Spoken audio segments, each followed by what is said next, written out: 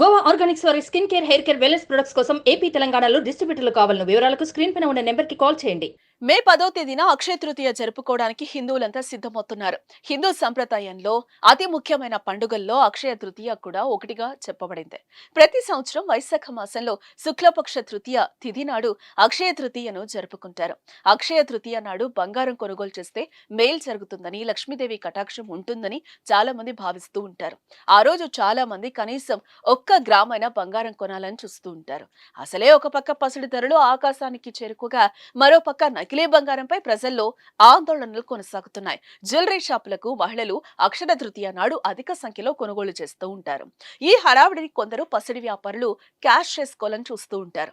తక్కువ నాణ్యత కలిగిన బంగారాన్ని అంటగట్టే ప్రయత్నం కొందరు చేసే అవకాశం కూడా ఉంది. అయితే కొన్నాళ్ల తర్వాత వినియోగదారులు వీటిని మార్చుకోవాలని ప్రయత్నించినప్పుడు అసలు బండారం బయటపడుతుంది. అందుకే బంగారం కొనుగోలు విషయంలో గుడ్డి నమ్మకం పనికిరాదని గుర్తుంచుకోండి.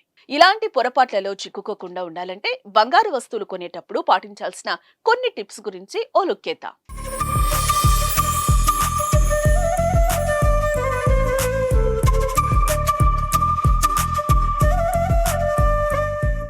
వాస్తవానికి 24 క్యారెట్స్ బంగారం అత్యంత స్వచ్ఛమైనది. అయితే దీని మృదుత్వం కారణంగా ఆభరణాలను తయారు చేయలేరు.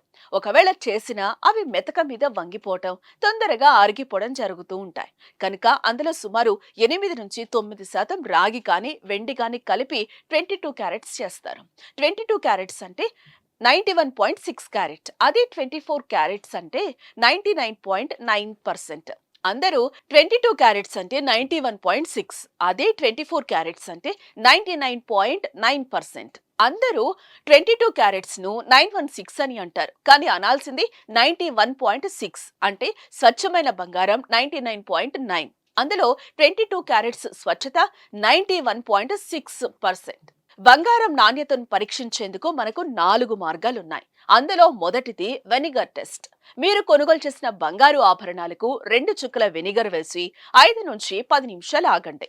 అవి రంగు మారితే కల్తీ బంగారం, మారకుండా ఉంటే అది స్వచ్ఛమైన బంగారం అని గుర్తుంచుకోండి. ఇక రెండవది యాసిడ్ టెస్ట్.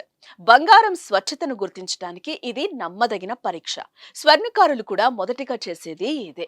దీనికి హైడ్రోక్లోరిక్ యాసిడ్, నైట్రిక్ యాసిడ్, ఒక రాయి అవసరం. దానినే గీట్ రాయి అంటారు. రాయిపై కొంత బంగారాన్ని రుద్ది దానికి యాసిడ్ జోడించండి. బంగారం కాకుండా మరేదైనా లోహం ఎక్కువ శాతం కలిస్తే అది క్వాలిటీ తక్కువ బంగారం అని అర్థం.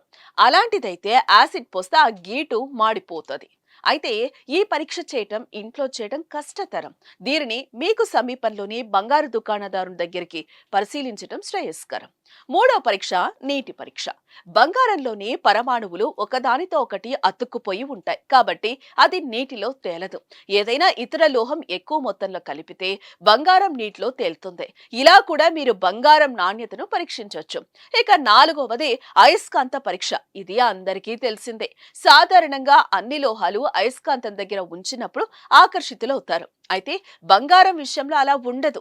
అందువల్ల మీ బంగారాన్ని అయస్కాంతానికి దగ్గరగా ఉంచినప్పుడు నకిలీ లేదా కల్తీ బంగారం ఉన్నట్లయితే అది ఆకర్షించబడుతుంది.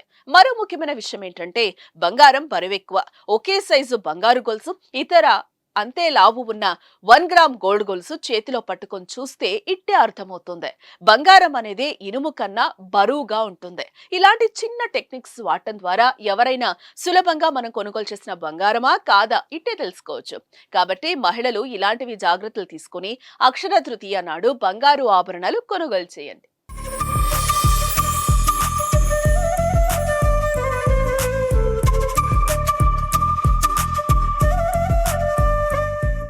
సుమన్ టీవీలో మీ పర్సనల్ అండ్ బిజినెస్ ప్రమోషన్స్ కోసం కింది నెంబర్కి కాంటాక్ట్ చేయండి.